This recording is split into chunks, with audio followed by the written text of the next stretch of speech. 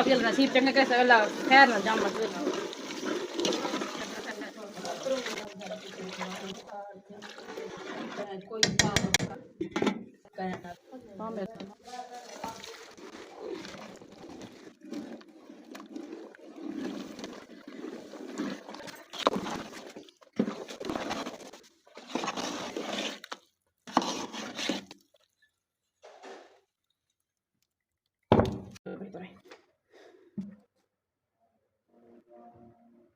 Sí,